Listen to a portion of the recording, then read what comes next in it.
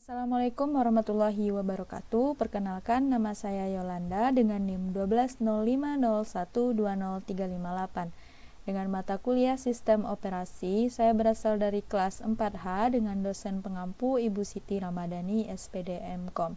Nah, video kali ini digunakan untuk memenuhi tugas ketiga dari Sistem Operasi. Nah, yang pertama saya akan menjelaskan perbedaan antara proses dan thread. Nah, yang pertama kita lihat dulu perbedaannya dari segi pengertiannya. Nah, proses itu sendiri adalah serangkaian terus-menerus dari suatu tindakan untuk mencapai hasil yang spesifik. Sedangkan thread itu adalah unit dari sebuah proses yang dieksekusi di antara sebuah proses. Nah, selanjutnya kita bedakan dari sulitnya untuk membuat. Nah, untuk proses ini dia sangat sulit untuk membuat karena membutuhkan proses duplikasi pada proses induk dan alokasi memori. Sedangkan pada thread lebih mudah. Nah, hal ini dikarenakan mereka tidak memerlukan ruang alamat yang terpisah. Nah, yang ketiga adalah digunakan dari segi tugas kita bedakan, di mana proses ini digunakan untuk pelaksanaan aplikasi. Dia tugasnya tuh yang berat-berat. Sedangkan yang thread yaitu digunakan untuk tugas-tugas yang sederhana. Selanjutnya yang perbedaannya adalah dari segi berbagi ruang alamat. Nah, untuk proses itu sendiri adalah tidak berbagi ruang alamat yang sama. Sedangkan pada thread dia berbagi proses yang sama dengan ruang alamat yang sama. Nah, pada proses dia independen satu sama lain, sedangkan pada thread saling bergantung karena mereka saling berbagi ruang alamat yang sama. Nah, perbedaan selanjutnya kita dapat lihat dari kodenya, di mana proses ini memiliki kode data sendiri, sedangkan thread dia berbagi kode dan datanya juga sama. Nah, selanjutnya dari segi konteks beralih. Konteks beralih dari proses adalah jauh lebih lambat, sedangkan pada thread proses yang sama lebih cepat. Nah, perbedaan yang selanjutnya dari beda konsumsi daya. Kalau proses ini konsumsi dayanya lebih banyak, sedangkan thread ini kurang dalam konsumsi daya. Selanjutnya dari efisiensi, di mana proses kurang efisien dibandingkan dengan proses dalam konteks komunikasi. Sedangkan thread meningkatkan efisiensi dalam konteks komunikasi. Selanjutnya dari segi waktu, proses ini membutuhkan lebih banyak waktu dalam pengalihan konteks, sedangkan thread membutuhkan sedikit waktu dalam pengalihan konteks. Nah, yang kedua saya akan menjelaskan perubahan status sebelum proses dalam sistem operasi.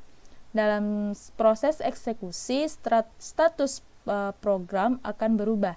Nah, status sebuah proses menandakan bagian dari proses yang sedang aktif.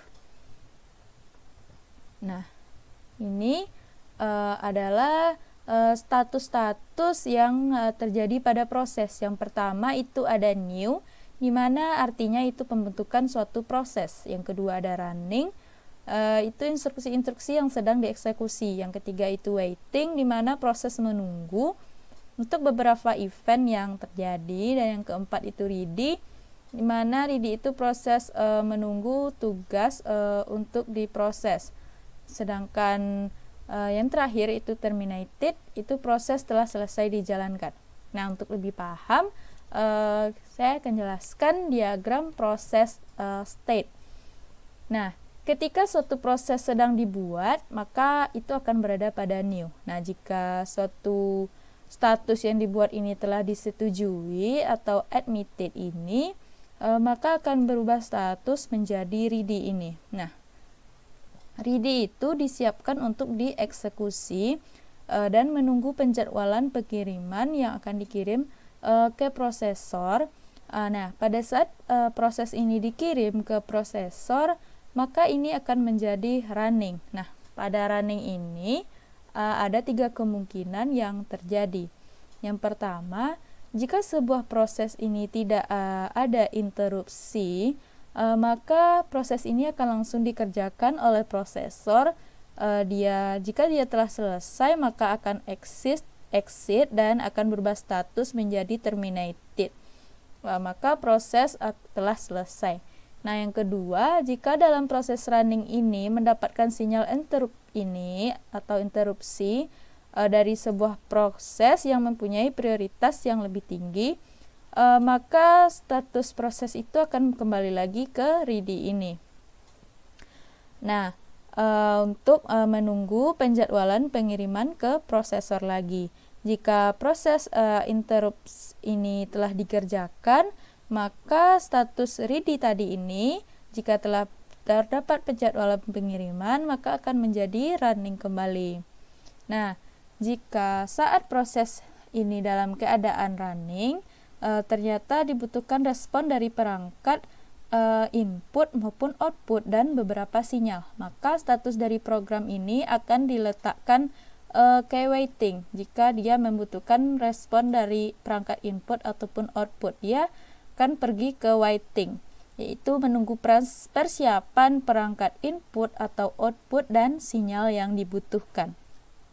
Nah, jika perangkat input dan output atau sinyal yang telah dibutuhkan lengkap, maka proses akan berubah menjadi ready lagi.